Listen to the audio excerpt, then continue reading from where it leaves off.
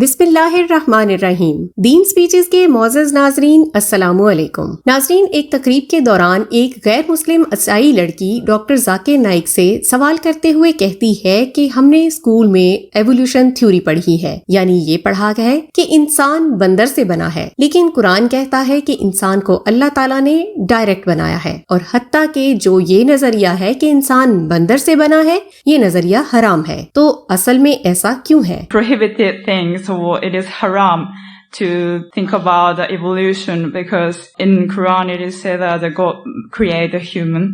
Doctor Zakir Naik نے جواب دیتے ہوئے کہا کہ ہاں بہن، میں نے بھی اپنے اسکول اور کالج میں کچھ ایسا ہی پڑھا ہے، لیکن اگر آپ اس پر غور کریں تو ڈارون کی تھیوری ہے، یعنی صرف ایک نظریہ ہے کہ جو ڈارون نام کے سائنسدان نے پیش کیا ہے، لیکن آج تک اس میں کوئی ایسی کتاب نہیں پڑھی گئی جس میں اس نظریے کی حقیقت بیان ہوئی ہو۔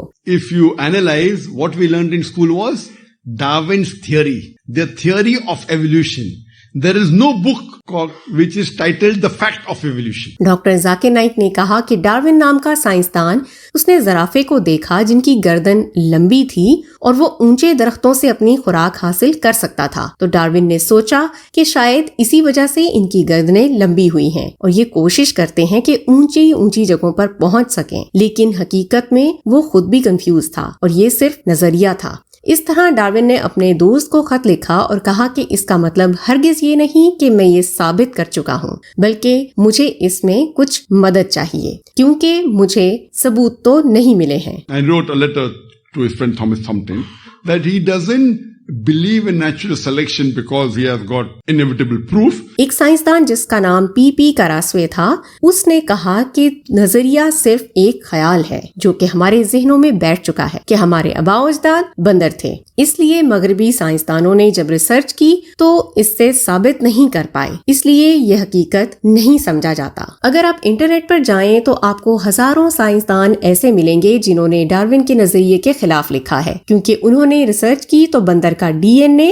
میچ نہیں ہوا، لیکن چونکہ اصل حقیقت ان سائنسدانوں کو بھی نہیں پتا، اس لیے کچھ نہ کچھ لوگ ایسے بھی ہیں جو ڈارون کو صحیح سمجھتے ہیں کہ شاید حقیقت یہی ہے۔ ڈاکٹر ذاکر نائک اپنے اسکول کی مثال دیتے ہیں اور کہتے ہیں کہ حتیٰ کہ ہم بھی ڈارون کا نظریہ بچوں کو پڑھاتے ہیں کیونکہ نصاب میں یہ شامل ہے۔ We have a school, Islamic International School. When we have to teach Darwin theory because they are in the syllabus. ہم جانتے ہیں کہ یہ غلط ہے، لیکن پھر بھی اگر اس نظریے کو کوئی لکھتا ہے تو وہ ٹھیک ہے، ہم نمبر دے دیتے ہیں، لیکن ساتھ میں ہم نے یہ بھی شامل کیا ہے کہ اصل حقیقت کیا ہے، تو اس کو بھی ہم نے نصاب کا حصہ بنا لیا ہے تاکہ کوئی یہ سوال نہ اٹھا سکے کہ ہمارے طالب علم جانتے نہیں تھے۔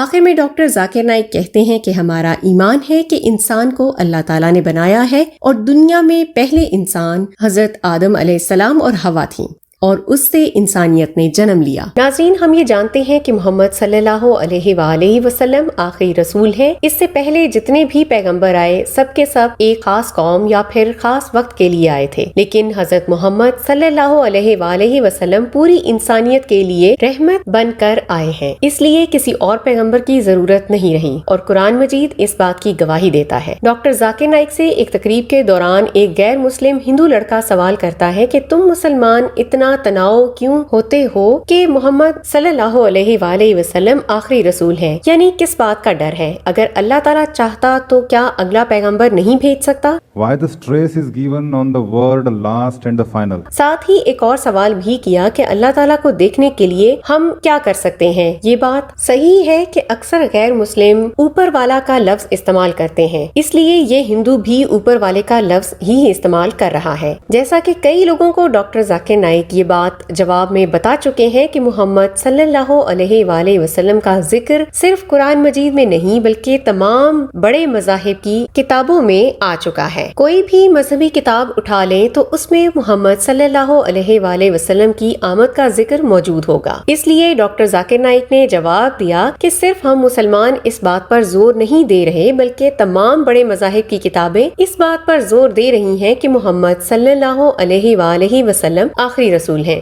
Not only I stress, the Vedas stress, the Purana stress, the Bible stress, as well as the Quran and the other scriptures. قرآن مجید کی باتوں کو ہم مسلمان زیادہ اہمیت دیتے ہیں اس ایمان پر کہ یہ اللہ تعالیٰ کی طرف سے بھیجی گئی آخری کتاب ہے، اور جو باتیں پہلے کتابوں میں لکھی ہوئی ہیں وہ اتنی اٹل نہیں ہیں، اور جو باتیں قرآن میں لکھی گئی ہیں وہ اٹل ہیں، کیونکہ اللہ تعالیٰ کے الفاظ ہیں۔ اس لیے اللہ تعالیٰ نے قرآن مجید میں فرمایا کہ آپ صلی اللہ علیہ وآلہ وسلم اللہ تعالیٰ کے آخری رسول ہیں اور کسی بھی نبی یا رسول کے والد نہیں ہیں، یعنی کہ رسولوں کا فل سٹاپ ہے۔ آپ صلی اللہ علیہ وآلہ وسلم کے بعد کوئی بھی نبی یا رسول نہیں آئے گا۔ جھوٹ بولنا انسانوں کی فطرت ہے، لیکن اللہ تعالیٰ کبھی جھوٹ نہیں بولتا، اس لیے اللہ چاہتا تو وہ اور بھی پیغمبر بھیج سکتا تھا، لیکن اللہ کی بات جھوٹ نہیں ہو سکتی ہے۔ ڈاکٹر ذاکر نائک کہتے ہیں کہ اگر اللہ تعالیٰ نے دیگر پیغمبر بھیجنے ہوتے تو پھر قرآن میں یہ بات نہ بتائی ہوتی کہ آخری رسول ہیں۔ اللہ تعالیٰ نے کہہ دیا ہے تو بس وہی اٹل فیصلہ ہے۔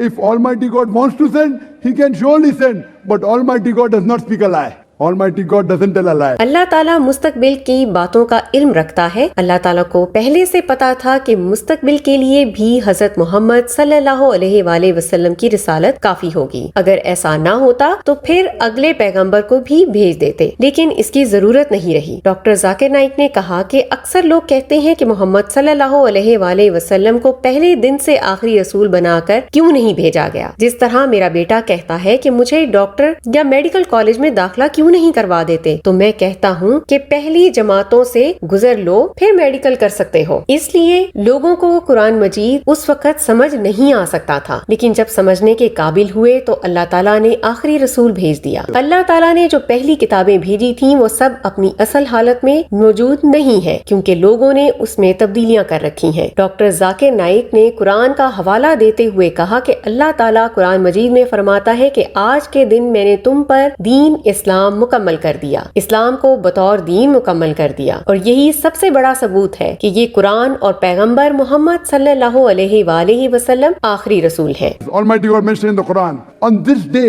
have I completed my favor unto you, have chosen for you Islam and complete the religion for you. اللہ تعالیٰ نے قرآن مجید کی حفاظت کا ذمہ بھی خود لیا تاکہ اس میں کوئی تبدیلی نہ آ سکے۔ 1400 سال سے قرآن مجید اپنی اصلی حالت میں موجود ہے اور انشاءاللہ رہے گا۔ ڈاکٹر ذاکر نائک بتاتے ہیں کہ قرآن مجید میں کوئی بھی بات ڈال نہیں سکتا ہے اور نہ ہی کوئی بات ہٹائی جا سکتی ہے۔ تو اس اٹل فیصلے کے خلاف کچھ لوگ ابھی بھی یہ ظاہر کرنے کی کوشش کرتے ہیں کہ میں خدا ہوں یا پھر میں پیغمبر ہوں، لیکن ایسے لوگوں کو صرف نفسیات کے ڈاکٹرز کی ضرورت ہوتی ہے۔ Anyone who says he's a prophet of God, he has to go to a psychiatrist. اس ہندو لڑکے نے یہ بھی سوال کیا تھا کہ ہم اللہ تعالیٰ کو اس دنیا میں دیکھنے کے لیے کیا کر سکتے ہیں۔ ناظرین، حضرت موسیٰ علیہ السلام کے دور کا ایک مشہور قصہ ہے جو کہ ہر مسلمان جانتا ہے کہ موسیٰ علیہ السلام نے اللہ تعالیٰ سے ضد کی کہ انہیں اللہ کی ذات ظاہر ہو جائے، تو اللہ تعالیٰ نے فرمایا کہ میں صرف ایک جلوہ ظاہر کرتا ہوں، اور جب اللہ تعالیٰ نے اپنا ایک جلوہ تھوڑے سے لمحے کے لیے ظاہر کیا تو سامنے کا پہاڑ جل کر راکھ ہو گیا، اور حضرت موسیٰ علیہ السلام اس پہاڑ کو دیکھ کر بے ہوش ہو گئے۔ آخر میں ڈاکٹر ذاکر نائک نے کہا کہ اگر اللہ تعالیٰ کو آخرت میں دیکھنا ہے تو قرآن اٹھا کر اس کو پڑھنا ہوگا اور اس پر عمل کرنا ہوگا، ساتھ ہی ساتھ حضرت محمد صلی اللہ علیہ وآلہ وسلم کی حدیث پر بھی چلنا ہوگا، تو اس طرح تم آخرت میں جنت پاؤ گے اور اللہ کو دیکھ پاؤ گے۔ ناظرین، شب معراج سے بھی تمام مسلمان واقف ہیں کہ جب حضور صلی اللہ علیہ وآلہ وسلم نے اللہ کا دیدار کیا اور اللہ کے ساتھ روبرو ہوئے تھے۔ سبحان اللہ، اگر اللہ چاہتا تو اس دنیا میں بھی اپنا دیدار کروا سکتا تھا، لیکن اللہ تعالیٰ نے یہ نظام کا حصہ بنایا ہے کہ ان کا جلوہ یہ دنیا سہ نہیں پائے گی، اس لیے حضور صلی اللہ علیہ وآلہ وسلم کو بھی آخری آسمان پر براق اور فرشتوں کی مدد سے جانا پڑا۔ کیا حیثیت اللہ تعالیٰ نے حضور صلی اللہ علیہ وآلہ وسلم کو بخشی اور انہیں زندگی میں ہی اپنا دیدار کروا دیا۔ ایسا انسان جس سے اللہ تعالیٰ بھی محبت کرتا ہے، تو ہم انسان تو ان کے غلام ہی رہیں گے۔ ہم اللہ سے دعا گو ہیں نبی صلی اللہ علیہ وآلہ وسلم کے صدقے ہم تمام مسلمانوں کی بخشش فرمائے اور آخرت میں ہمیں اللہ اور رسول صلی اللہ علیہ وآلہ وسلم کا دیدار نصیب ہو۔ ساتھ ہی ساتھ اللہ سے دعا گو ہیں کہ ڈاکٹر ذاکر نائک کو اللہ پاک لمبی عمر اور صحت عطا کرے، آمین۔ امید کرتے ہیں کہ ڈاکٹر ذاکر نائک کے ان جوابات سے آپ ضرور مطمئن ہوئے ہوں گے۔ اسی طرح کی ایمان افروز ویڈیوز کے لیے آپ سبسکرائب کیجئے ہمارا چینل دین سپیچز۔ ہم ملتے ہیں آپ سے اگلے ویڈیو میں، اپنا خیال رکھیے، اللہ حافظ۔